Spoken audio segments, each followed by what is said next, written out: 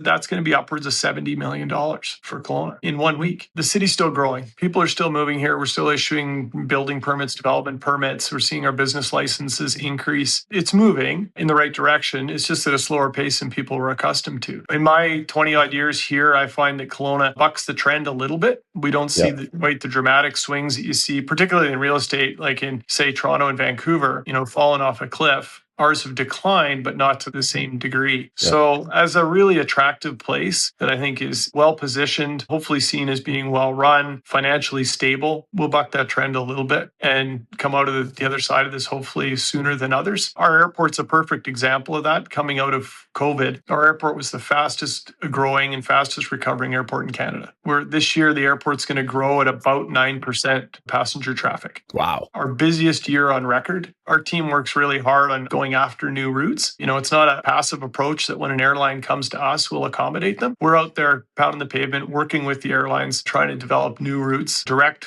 wherever possible, or to major hubs like LA and Seattle, places like that, so we can get the international people up here. That's awesome. I didn't realize it kind of came from the city down. Like you guys are involved in going out and drumming up that business for the airport. Yeah, for clarity, the airport is owned by the city. It's the largest municipally owned airport in Canada. So they report through me and council oversees them. We have an airport advisory committee where we invite people from all around the region to sit at the advisory table to make sure we're serving the entire region. But it's, owned and operated by the city. It's kind of coming full circle from like that's what you're talking about when the city has investments that are doing well, that's generating income, and therefore you guys can reinvest it. Is the airport like one of the main investments of generating that revenue then? The airport certainly is supporting other industry. I mean, that for us, we have a healthy development industry. We have a healthy film industry, which is growing like crazy right now. Tech and innovation industry and AO supports that as well. For us, it's making sure that we have the pieces of the puzzle in place to help influence those industries, because we're not an industry, right? We want to support the industries. But where we can stimulate economic development, like bringing in major events, I don't think people realize how much economic development that supports. Like the 2 BC Lions games that are coming in, we're going to be building a festival around that, and all through the week, it's a Canada Day week. So we're going to have a massive festival related to those 2 games. And the economic development formula, the national formula that we use for forecasting economic development for major events, suggests that that's going to be upwards of $70 million for Kelowna in 1 week. So you think of different ways you can influence economic development. This is a pretty direct way of getting money into our economy and supporting local business. So major events is something that this council's highlighted, and we're going after it in a big way. And we just had the CCMAs, which were very successful, weren't they? Yeah, that was just under 20 million. We did a post-event analysis,